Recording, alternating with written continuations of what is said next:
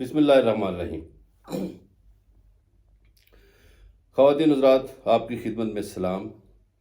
میرا نام مظہر برلاس ہے اور اردو کے سب سے بڑے اخبار جنگ میں آپ میرے کالم پڑھتے ہیں، مختلف ٹی وی چینلز پر آپ مجھے دیکھتے ہیں بطور تجزیہ نگار، اور میں سیاست پر، معیشت پر، تعلیم پر اور زندگی کے مختلف شعبوں پر تجزیے کرتا ہوں، پروگرام کرتا ہوں، کالم لکھتا ہوں۔ میری شاعری بھی ہے اردو اور پنجابی کی، میری کچھ کتابیں بھی ہیں۔ تو بہت سے پاکستانی مجھے ایک لکھاری کے طور پر اور ایک تجزیہ کار کے طور پر جانتے ہیں۔ آج جو میں بات کرنے لگا ہوں وہ تعلیم کے حوالے سے ہے، اور یہ تحصیل شکر گڑھ کے حوالے سے ہے۔ شکر گڑھ ایک ایسی تحصیل ہے جس کا پس منظر میں سمجھتا ہوں بیان کرنا بڑا ضروری ہے۔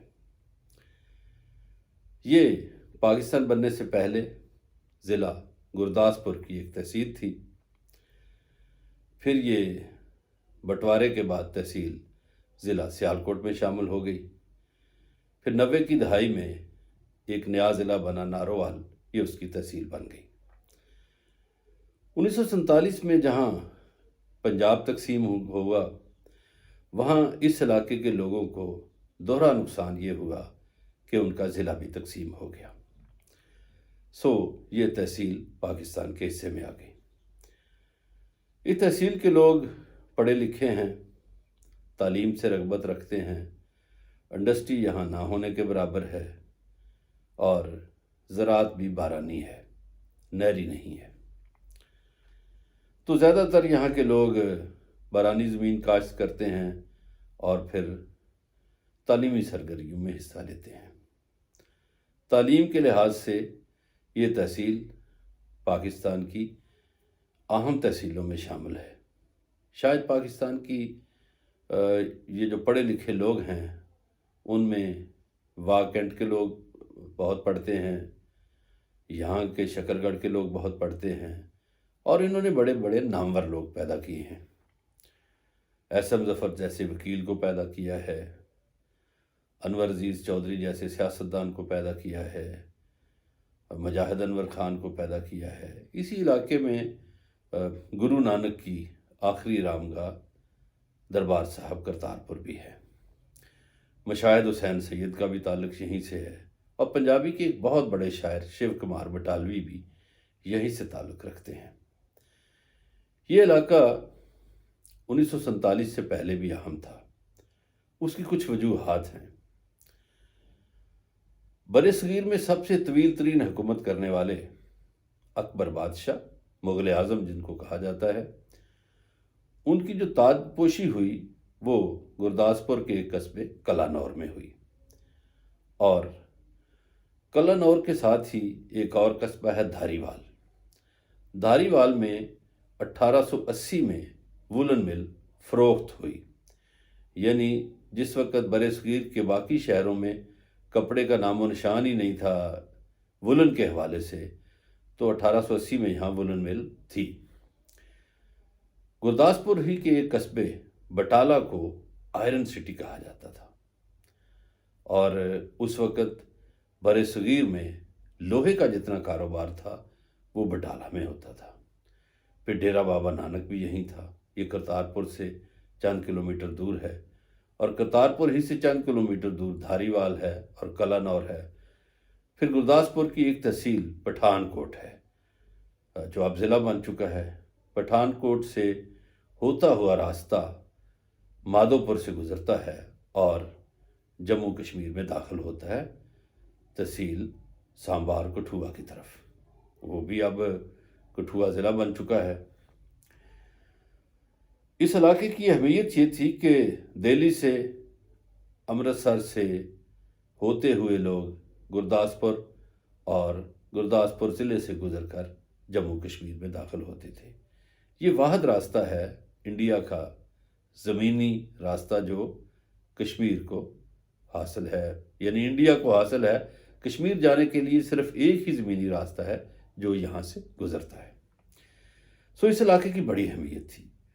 اکبر بادشاہ کے ساتھ بہت سے پٹھان قبائل آئے تھے اور یہ پٹھان یہیں بس گئے۔ سو اس ضلع میں گرداسپور میں، پٹھان کوٹ کے علاقوں میں گرداسپور، اور گرداسپور سے کلاڈور کی طرف، اور پھر کچھ ان کے گاؤں اس تحصیل شکر گڑھ میں آباد ہوئے۔ اکبر کا معروف جرنیل بیرم خان تھا، تو بیرم خان پٹھان تھا، تو پٹھانوں کے بہت سے گاؤں یہاں آباد ہوئے۔ یہ ایک تاریخی پس منظر ہے۔ پچھلے کئی برسوں سے، 3 دہائیوں سے شکر گڑھ شہر میں سر سید احمد خان کی پیروی کرتے ہوئے ایک شخص حافظ شبیر احمد نے یہاں کے لوگوں کو تعلیم کے زیور سے منور کرنے کی کوشش کی۔ انہوں نے تعلیم کا چراغ جلایا اور بڑی خدمات ہیں ان کی تعلیم کے حوالے سے۔ آپ کو پتہ ہے کہ ہمارے جیسے راول پنڈی میں شیخ رشید احمد کو کہا جاتا ہے کہ یہ پنڈی کے سر سید ہیں، اسی طرح شکر گڑھ میں یہ اگر سے چھوٹا علاقہ ہے، لیکن یہاں کے لوگ حافظ شبیر احمد صاحب کو یہاں کا سر سید احمد خان کہتے ہیں۔ اب پچھلے سال انہوں نے ایک کیمبرج انٹرنیشنل اسکول کھولا۔ یہ ظاہر ہے جدید ترین تعلیم جو ہے اس کے تقاضوں کو پورا کرتا ہے۔ ویسے بھی ہم مسلمان ہیں، ہم پہ فرض ہے علم حاصل کرنا۔ علم مومن کی میراث ہے۔ نبی پاک صلی اللہ علیہ وسلم علم کے شہر ہیں اور مولا علی علیہ السلام علم کے دروازے ہیں۔ تو مومن مرد اور عورت دونوں پر علم حاصل کرنا فرض ہے۔ ہمیں اپنی دینی تعلیمات کے ساتھ ساتھ جدید ترین علوم جو ہیں وہ حاصل کرنے چاہیے۔ یہ ہمارا مذہبی فریضہ بھی ہے، ملی فریضہ بھی ہے، اور ہمارے اپنے لیے بھی مفید ہے۔ میں نے بہت سے پاکستانیوں کو بیرون ملک دیکھا کہ وہ مزدوریاں کرتے ہیں۔ اس لیے مزدوریاں کرتے ہیں کہ ان کو انٹرنیشنل زبانوں پہ عبور نہیں ہوتا، ان کی تعلیم انٹرنیشنل لیول کی نہیں ہوتی۔ سو حافظ صاحب نے ایک ایسا کام کر دیا کہ شکر گڑھ کے عام لوگ جو ہیں وہ انٹرنیشنل لیول کی تعلیم حاصل کر سکیں۔ اس سکول میں ظاہر ہے او لیول، اے لیول کی طرز پہ کام ہوتا ہے، اور کیمبرج جو ہے اس نے، آپ کو پتہ ہے کہ دنیا کے 160 ملکوں میں 4500 اسکول ہیں ان کے، تو ان میں سے ایک اسکول شکر گڑھ میں بھی ہے۔ اس کے پرنسپل ریحان افضل خان ہیں۔ ریحان افضل خان کا بھی تعلق انہی لوگوں میں ہے یا انہی قبائل میں سے ہے جو اکبر بادشاہ کے ساتھ آئے تھے اور اس خطے میں آباد ہوئے تھے۔ ریحان افضل خان کے پردادا مولوی فاضل خان بڑے پڑھے لکھے آدمی تھے، اور پھر ان کے دادا معروف وکیل رہے۔ ان کے والد افضل خان صاحب تو بہت پرانی بات نہیں، لیکن یہ ہے کہ انہوں نے ایک طویل عرصہ تعلیمی خدمات انجام دیں، اور ان کے بہت سے طالب علم کامیاب زندگیاں گزار رہے ہیں۔ اب ریحان افضل خان جو ہیں یہ گورنمنٹ کالج لاہور کے پڑھے ہوئے ہیں، بڑے ذہین آدمی ہیں، اور انہوں نے مختلف سیکٹرز میں کام کیا۔ خاص طور پر آپ دیکھیے یہ انٹرنیشنل یونیورسٹیوں میں پڑھاتے رہے، انگلستان کی یونیورسٹیوں میں پڑھاتے رہے، آئرلینڈ کی یونیورسٹی میں پڑھاتے رہے، اور پھر جدید ترین جو تعلیم ہے آئی ٹی سیکٹر میں بھی انہوں نے بڑا کام کیا، اور آئی ٹی کی مختلف کمپنیوں میں CEO کے لیول پر کام کیا۔ اب ان کو پھر سے پرانا شوق چرایا، تو انہوں نے کہا جو میں پہلے کام کرتا تھا، انٹرنیشنل یونیورسٹیوں میں پڑھاتا تھا، تو میرے اپنے شہر میں ایک ایسا تعلیمی ادارہ کھل گیا ہے جو انٹرنیشنل تعلیم دے رہا ہے۔ سو انہوں نے وہاں بطور پرنسپل اس کو جوائن کیا۔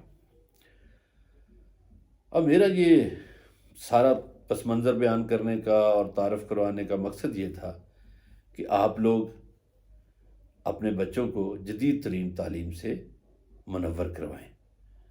آپ ظاہر ہے کسی بھی والد کے لیے، والدہ کے لیے اس کے بچے بہت اہم ہوتے ہیں۔ والدین کی خواہش اور کوشش ہوتی ہے کہ ان کے بچے ایسی تعلیم حاصل کریں جو زندگی میں انہیں کامیاب انسان بنائے۔ اب پاکستان کے تعلیمی جو نظام ہے اس کا اگر جائزہ لیں تو اس میں مختلف نصاب رائج ہے، مگر ایسے نصاب شاید کم ملتے ہیں جو بین الاقوامی دنیا میں ہماری مدد کر سکیں۔ ایون پاکستان میں بھی بڑے اداروں میں جانا ہو تو ظاہر ہے آپ کو اس طرح کی ایجوکیشن کی ضرورت پڑتی ہے جو کیمبرج سے آپ حاصل کر سکتے ہیں۔ تو میری آپ سے گزارش ہے کہ آپ اور سکولوں کا رخ کرنے کی بجائے اس سکول کا رخ کریں، اپنے بچوں کے مستقبل کو محفوظ بنائیں تاکہ وہ پاکستان میں بھی کام کریں تو اچھے لیول پر کریں، اور اگر پاکستان سے باہر بھی جائیں تو انہیں مشکلات کا سامنا نہ ہو، ان کے پاس اس معیار کی تعلیم ہو کہ وہاں وہ مزدوریاں نہ کریں بلکہ وہاں اچھے کام کریں، اچھے باس بن کے کام کریں اور وہاں بہتر روزگار کے مواقع تلاش کریں۔ تو بس میری خواتین حضرات یہی گزارش تھی کہ آپ یہ جو کیمبرج انٹرنیشنل سکول ہے شکر گڑھ میں اس کو جوائن کریں۔ آپ کے بچے شہر میں بستے ہیں یا دیہات میں بستے ہیں، اس سے کوئی فرق نہیں پڑتا۔ اب سڑکیں بنی ہوئی ہیں، ہر بندے کے پاس کنوینس ہے، اور ممکن ہے یہ سکول بھی کنوینس فراہم کرتا ہو، مجھے اس کا تو اندازہ نہیں، لیکن مجھے خوشی ہوئی ہے کہ ایک پسماندہ علاقے میں ایک ایسا سکول قائم ہوا ہے جو وہاں کی تقدیر بدل دے گا۔ خواتین حضرات، آپ کو پتہ ہے کہ جن ملکوں نے ترقی کی ہے، جن قوموں نے ترقی کی ہے، انہوں نے علم کی بنیاد پر ترقی کی ہے۔ علم کے بغیر ترقی ممکن نہیں۔ علم ہی وہ راستہ ہے جو آپ کے مستقبل کو روشن کر سکتا ہے۔ تو اپنے روشن مستقبل کے لیے کیمبرج انٹرنیشنل سکول شکر گڑھ کا رخ کریں، اور یہ ضروری نہیں کہ وہاں شکر گڑھ تحصیل کے ہی بچے آئیں، آپ کے ساتھ ظفرآباد تحصیل ہے، وہاں کے لوگ بھی آ سکتے ہیں، آپ کے ساتھ ناروال ہے، ناروال کے لوگ بھی آ سکتے ہیں، اور شہروں سے بھی لوگ جا سکتے ہیں وہاں۔ وہ اس لیے جانا ضروری ہے کہ آپ انٹرنیشنل لیول کی تعلیم حاصل کریں تاکہ آپ آئندہ زندگی میں مار نہ کھائیں۔ میری والدین سے گزارش ہے، اپنے بچوں کا خیال رکھیے، ان کے مستقبل کا خیال کیجیے اور انہیں اچھی تعلیم دلوائیے۔ خدا حافظ۔